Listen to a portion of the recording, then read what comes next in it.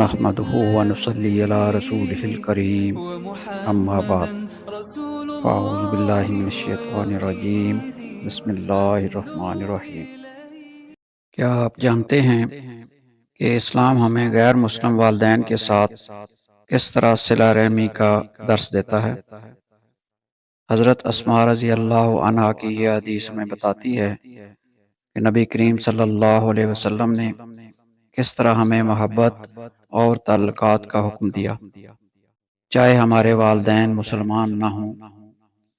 آئیے اس حدیث کو سمجھتے ہیں اور اس کی روشنی میں اپنی زندگی کو بہتر بناتے ہیں۔ اسماء بنت ابی بکر رضی اللہ عنہما سے روایت ہے کہ میری والدہ نبی کریم صلی اللہ علیہ وسلم کے زمانہ میں میرے پاس آئیں۔ وہ اسلام سے منکر تھیں۔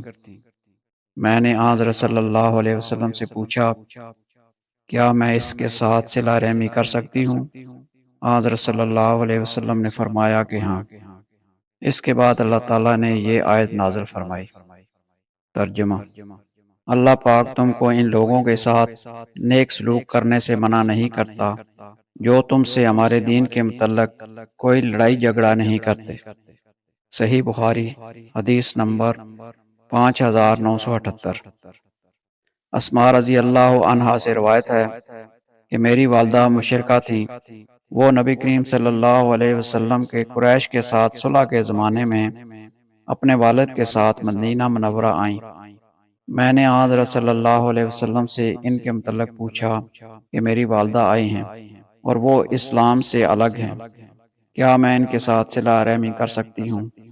حضرت صلی اللہ علیہ وسلم نے فرمایا کہ ہاں، اپنی والدہ کے ساتھ صلہ رحمی کرو۔ صحیح بخاری حدیث نمبر 5979۔ حضرت ابو سفیان رضی اللہ عنہ نے خبر دی کہ ہرقل نے انہیں بلا بھیجا تو انہوں نے اسے بتایا کہ وہ یعنی نبی کریم صلی اللہ علیہ وسلم ہمیں نماز، صدقہ، پاک دامنی اور صلہ رحمی کا حکم فرماتے ہیں۔ صحیح بخاری حدیث نمبر 5980۔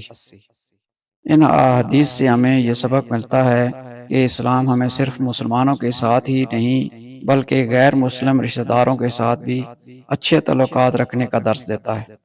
ہمیں اپنے والدین کا ہمیشہ احترام اور عزت کرنی چاہیے، چاہے ان کا مذہب کچھ بھی ہو۔ اگر آپ کو یہ ویڈیو پسند آئی ہو اور اس سے کچھ سیکھنے کو ملا ہو تو اسے ضرور شیئر کریں اور ہمارے چینل کو سبسکرائب کریں تاکہ مزید اہم معلومات پر بات ہو سکے۔ اللہ ہم سب کو ہدایت دے، آمین یا رب العالمین۔ اللہ تعالی ہمیں دین کی صحیح سمجھ عطا فرمائے اور عمل کی توفیق دے، آمین۔ وآخر دعوانا ان الحمد للہ رب العالمین۔